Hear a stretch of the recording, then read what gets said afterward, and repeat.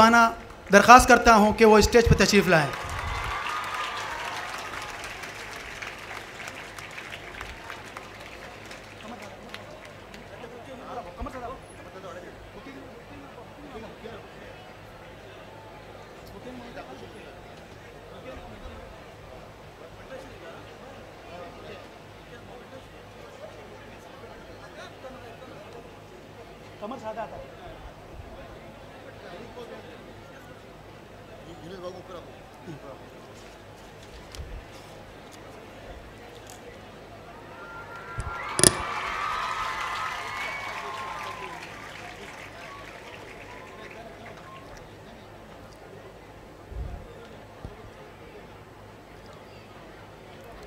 मैं बड़े अदब के साथ जनाब यूनुस काजिया साहब सदर CMKC को आवाज़ देता हूँ कि वो स्टेज पर तशरीफ़ लाएँ।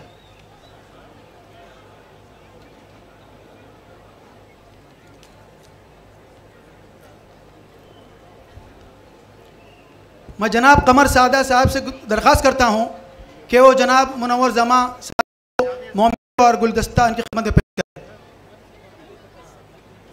कमर सादा साहब से दरख्वास्त करता हूँ कि वो स्टेज पे आएँ और मुनव्वर जमा साहब को मोमेंटो और उनकी खिदमत में मोमेंटो और गुलदस्ता पेश करें।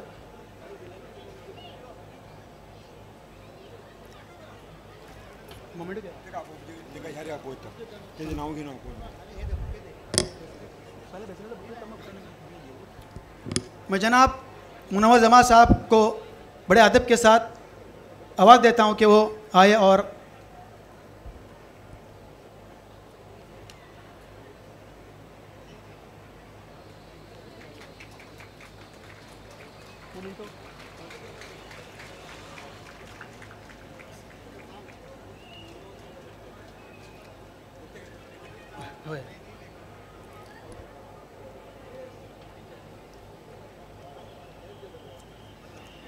इसके बाद मैं दूसरे मेहमान खुसूसी जनाब मुनव्वर जमा साहब जो आलमी पैमाने पर इल्मी मैदान में बहुत मशहूर मारूफ हैं, तलबा की ज़हनी तरबियत आपका खुसूसी मशगला है और इस वक्त आपके सामने मुख्तसर वक्त के लिए पेश किए जा रहे हैं। आप गौर से इनकी बातें सुने। इसके लिए मैं आवाज़ देता हूँ कि वो अपना कीमती नमज।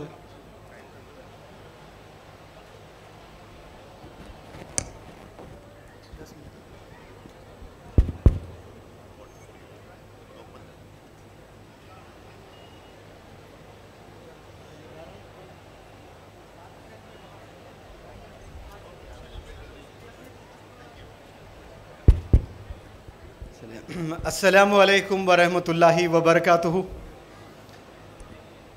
भटकल के तमाम वंडरफुल जो पार्टिसिपेंट्स यहाँ पर बैठे हैं और स्टेज पर बिलखुसूस डिग्निटरीज बैठे हैं, उलमा हजरात और बिलखुसूस इनामदार साहब, wonderful educationist and great personality from our community, यहाँ जितने मौजूद सबको मेरा सलाम।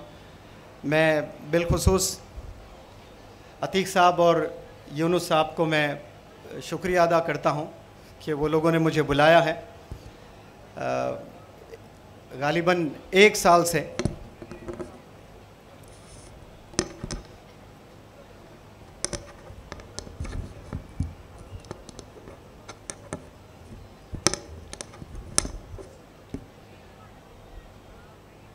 से यूनुस साहब मुझे लगातार फ़ोन किए जा रहे थे and I was very busy conducting workshops in Hyderabad.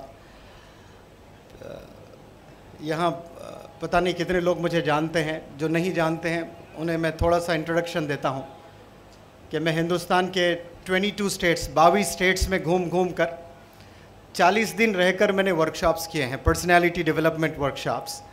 तो मैंने हिंदुस्तान को बहुत करीब से देखा है और हिंदुस्तानियों को बहुत करीब से देखा है।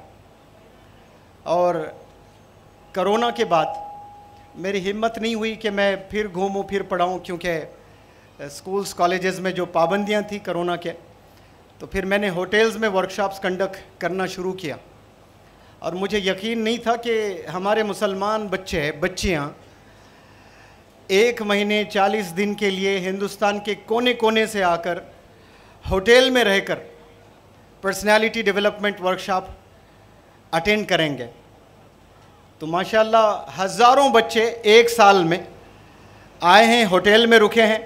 माशाल्लाह बहुत अच्छी होटल केरला वालों की हैदराबाद में है। कोई शराब वराब नहीं बिकता है, लड़कियों के लिए सब अलग इंतज़ाम, रहना खाना वगैरह सब होता है। तो हर एक वर्कशॉप के बीच में एक एक हफ़्ते का गैप होता है और उसमें इतने कॉल्स यूनुस साहब ने मुझे किए और मैं वादा करता गया I'll try next time, I'll try next time। तो अभी अल्हम्दुलिल्लाह ये मौका मिला है। मैं अल्लाह का शुक्रिया अदा करता हूँ कि अल्लाह सुब्हानहू व तआला ने मुझे आपसे इंटरेक्ट करने का एक मौका दिया है। दरअसल जो मुझे मौका मिला है आपसे बात करने का, ये आपको इत्तला देनी है कि कल मेरा सेशन होगा 4:30 बजे।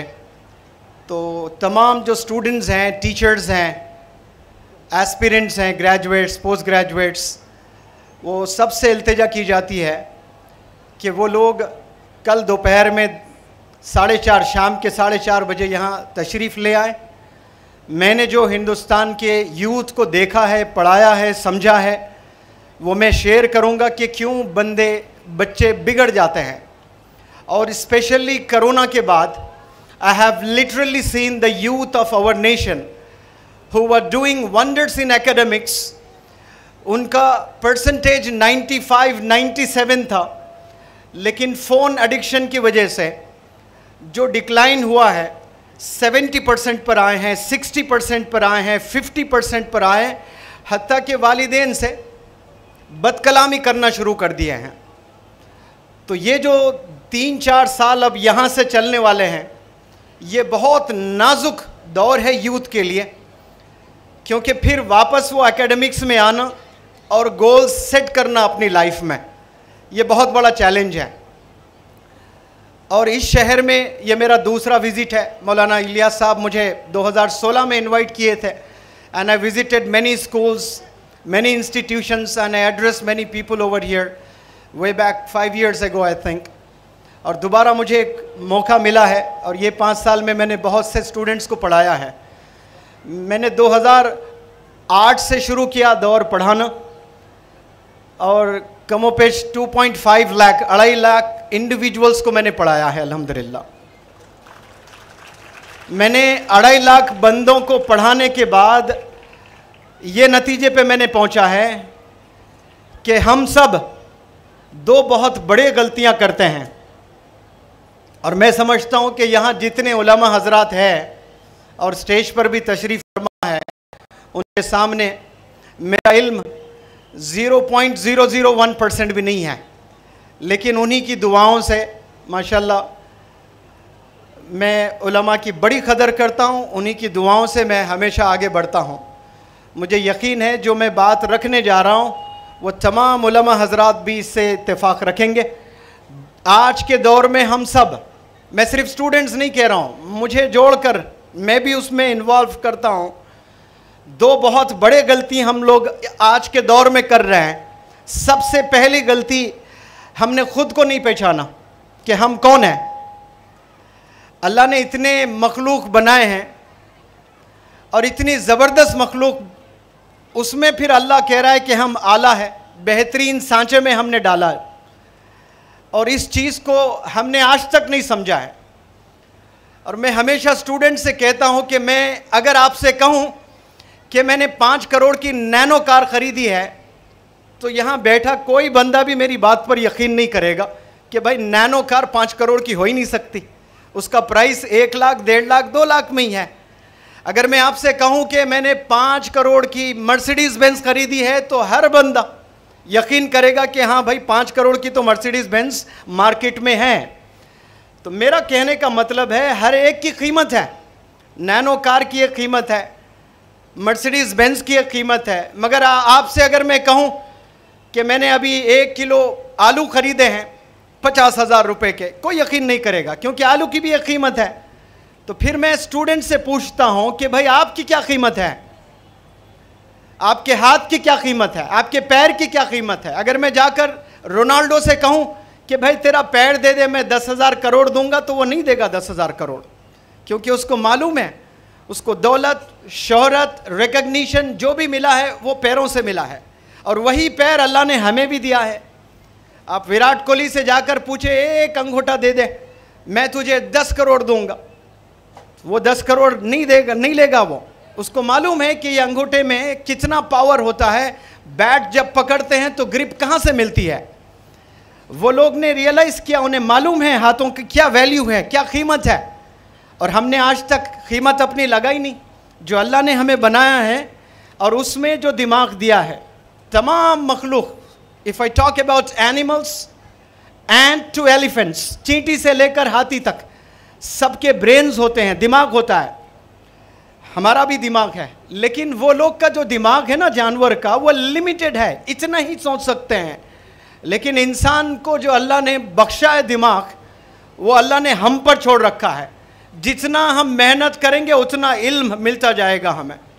जितनी मेहनत करेंगे उतनी दौलत नहीं मिलेगी। मुकद्दर में जितनी दौलत उतनी ही दौलत, लेकिन इल्म अल्लाह ने हम पर छोड़ रखा है। जितनी मेहनत करो, तुम गरीब हो, तुम अमीर हो, इल्म पर आप मेहनतें करो, वो इल्म मिलता जाएगा आपको। अफसोस कि आप सल्लल्लाहु अलैहि वसल्लम को एम्बेसडर इकरा का बनाकर भेजा गया है, और हमारे नबी, सबके नबी, कामयाबी का एक ऐसा नुस्खा, कामयाबी का एक ऐसा फार्मूला देकर हमें गए, और आज तक हम लोग उस चीज़ को हम समझ ही नहीं पाए। आज से कई 100 साल पहले हिंदुस्तान में बड़ा खूबसूरत ताजमहल बन रहा था, आज भी हम नाज करते हैं। और जिस दौर में ताजमहल बन रहा था, उसी दौर में यूनाइटेड किंगडम में ऑक्सफोर्ड यूनिवर्सिटी बन रही थी। ताजमहल में तो जाकर सब सेल्फी लेते हैं, एक जीनत है, खूबसूरत है, होना चाहिए हर कंट्री में। लेकिन ऑक्सफोर्ड यूनिवर्सिटी ने कितने डॉक्टर्स को दिया है, कितने साइंटिस्ट को दिया है, कितने प्राइम मिनिस्टर्स को दिया है, कितने प्रेसिडेंट्स को दिया है, कितने जजेस को दिया है, कितने बिजनेस एंटरप्रेन्योर्स को दिया है।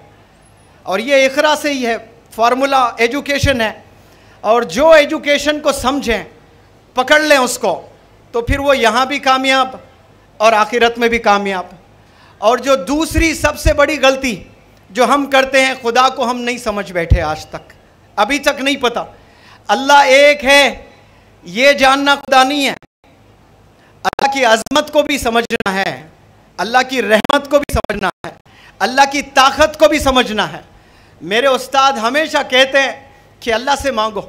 जो किंग सलमान को दिया है, जो बिल गेट्स को दिया है, वो आपको भी दे सकता है। आप कभी भी ऐसा ये ना सोचो कि मुझे छोटा मांगना चाहिए। हम दुआ भी करते हैं अल्लाह से, मेरी हैसियत देखकर मैं दुआ मांगता हूँ अल्लाह से, ये बड़ी गलती करता हूँ मैं। अल्लाह की हैसियत को देखकर अल्लाह से दुआ मांगो, वो मिलेगा आपको इंशाअल्लाह। मैं मेरी हैसियत देखकर अल्लाह से मांगता हूँ कि अल्लाह ये दे, इसका मतलब अल्लाह की ताकत को हमने नहीं पहचाना, अल्लाह की सखावत को हमने नहीं पहचाना, अल्लाह की अजमत को हमने नहीं पहचाना। तो ये दो चीज़ें, खुद को पहचानना है और खुदा को पहचानना है, और इल्म हासिल करना है। इल्म के लिए हम लोग जितने भी एफर्ट्स लगाएं वो कम है।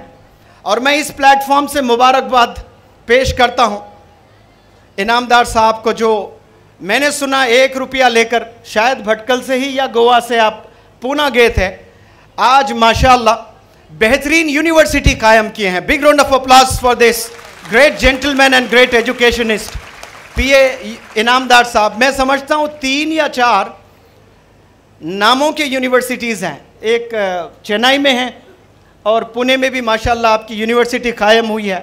मैं इस प्लेटफॉर्म से दुआ करता हूँ, जैसे ऑक्सफोर्ड ने प्रोड्यूस किया है इंटरनेशनल हीरोज़, मैं इस प्लेटफॉर्म से दुआ करता हूँ कि आपके यूनिवर्सिटीज़ से भी ऐसे ही स्टार्स, ऐसे ही साइंटिस्ट निकले हैं। और आखिर में एक बात, भटकल वो शहर है, मैंने सुना जब रमज़ान का महीना आता है और तरावी जब होती है, एक मस्जिद में 3-3 हुफ़ाज़ इकराम नमाज पढ़ाते हैं। घर घर हाफिज़ है, मुबारक भटकल को माशाअल्लाह, क्योंकि अल्लाह ने वादा किया है कुरान की हिफाजत मैं करूँगा, और उसमें आप लोग के एफर्ट्स देखिए माशाअल्लाह। तो रोज़े क़यामत में आप लोग चमकने वाले हैं तारों की तरह, क्योंकि सारे भटकल में घर घर से हुफ़ाज़ इकराम मिलते हैं माशाअल्लाह। लेकिन आपको मैं बताऊं, यहाँ जितने लोग चश्मा पहनकर मुझे देख रहे हैं या डिग्निटरीज़ को देख रहे हैं, ये चश्मा देने वाले आलिम दीन भी थे और साइंटिस्ट भी थे। आज हम हाफिज और आलिम बनकर हमें फुल स्टॉप लगा है। हमें आलिम दीन भी बनना है और साइंटिस्ट भी बनना है। आलिम दीन भी बनना है, जज भी बनना है। आलिम दीन भी बनना है, बिजनेस एंटरप्रेन्योर भी बनना है। एक आलिम दीन जज बनकर हाई कोर्ट में, सुप्रीम कोर्ट पे अगर बिल्कुल ऐसा ही बैठा हुआ है बंदा, और मुस्लिम जितने लोगों पर जुल्म हुआ है, वो भले मुस्लिम नॉन मुस्लिम कोई भी अंदर आ जाता है कोर्ट में और देखता है जज साहब, अरे ये जज साहब तो आलिम है, तो खलास मेरी तो जीत है, कोई एडवोकेट मुझे नहीं हरा सकता है। क्यों? ये बंदा कभी झूठ बोल ही नहीं सकता। ये आशिक़ रसूल का जो है खादिम है, अस्सादिक़ अल अमीन। ऐसे जजेस मिल जाए तो फिर इंसाफ ही इंसाफ। देश सुपर पावर कंट्री 10 साल में हो जाएगा। सुपर पावर होने के लिए इंसाफ का होना बहुत ज़रूरी है, तालीम का होना बहुत ज़रूरी है। कल इंशाअल्लाह 2 घंटे का मेरा लेक्चर होगा। मैं आप सबसे अदबन गुजारिश करता हूं कि आप अपने school going, college going, university going, job aspirants, बिलखुसूस पेरेंट्स और टीचर्स सब शिरकत करें इंशाअल्लाह। I am looking forward to seeing you all and I thank you all wonderful people for coming over here. और बिलखुसूस यहाँ राबिता सोसाइटी को मैं मुबारकबाद पेश करता हूँ कि ये लोगों ने अवार्ड बहुत ज़माने से शुरू किए हैं और 3 साल से रुका हुआ था, और इस बार बहुत बड़े पैमाने पर अवार्ड्स दिए गए हैं। मैं एक बात बोलकर मेरी बात ख़त्म करता हूँ। अभी हमने हाल ही में कोरोना से गुजरे हैं। कोरोना में ऑक्सीजन की कीमत को हमने पहचाना है, ऑक्सीजन की अहमियत को हमने समझा है। जिस तरह ऑक्सीजन ज़रूरी है हम लोग को जीने के लिए, कसम खुदा की उतना ही ज़रूरी है इंसान को मोटिवेशन की, इंसान को अप्रिसिएशन की, इंसान को एक्नॉलेजमेंट की। और जो राबिता सोसाइटी ने आज अवार्ड्स देकर एक्नॉलेज किया है, ये बिल्कुल वैसा ही एक्नॉलेज किया है जैसे सोल को ऑक्सीजन की ज़रूरत होती है।